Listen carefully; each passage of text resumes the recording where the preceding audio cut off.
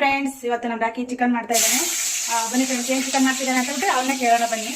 ಏನ್ ಚಿಕನ್ ಮಾಡ್ತಿದ್ಯಾ ರಾಕಿ? ಚಿಕನ್ ಮಸಾಲ ಮಾಡ್ತಾ ಇದೆಯಾ? ನಾನೇನೋ ಚೆನ್ನಾಗಿ ಅಡುಗೆ ಮಾಡ್ತೇನೆ, ಪರವಾಗಿಲ್ಲ.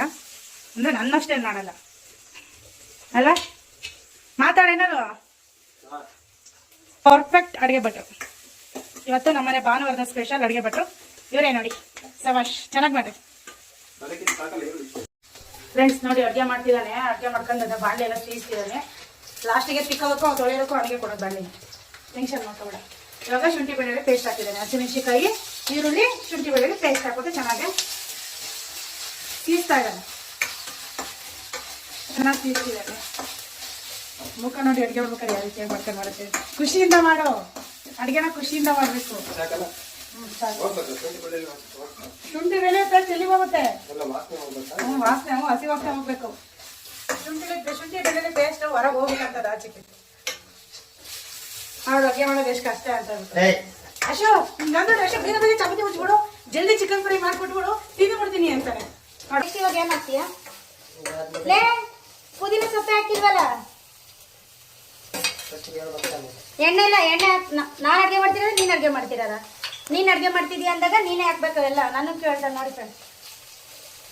ಪುದೀನ ಸೊಪ್ಪನ್ನ ಎಣ್ಣೆಗೆ ಫಸ್ಟ್ ಅದನ್ನೇ ಹಾಕಿ ಫ್ರೈ ಮಾಡ್ಬೇಕು ಚೆನ್ನಾಗಿ.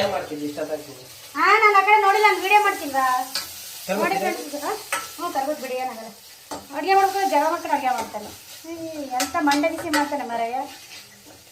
ನಾಡು ಹೇಳ್ಕೊಂಡವ್ರು ಮಾಡು, ಅಡುಗೆ ಬೇರೆ ಚೆನ್ನಾಗಿ ಬರುತ್ತೆ.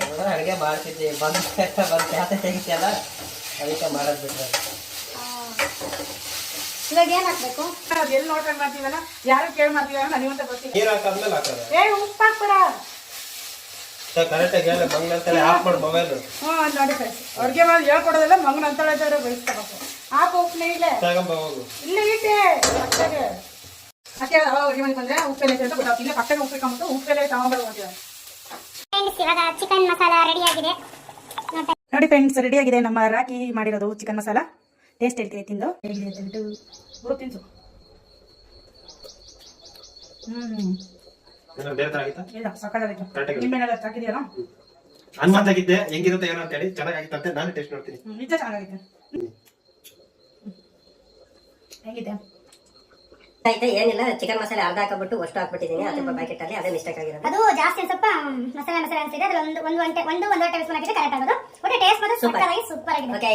ಓಕೆ ಫ್ರೆಂಡ್ಸ್, ಇದು ಭಾನುವಾರದ ಸ್ಪೆಷಲ್ ನಮ್ಮ ರಾಕಿ ಅಡುಗೆ ಮಾಡಿದ್ದು. ಓಕೆ ಫ್ರೆಂಡ್ಸ್, ವಿಡಿಯೋ ಇಷ್ಟ ಲೈಕ್ ಮಾಡಿ. ಬಾಯ್.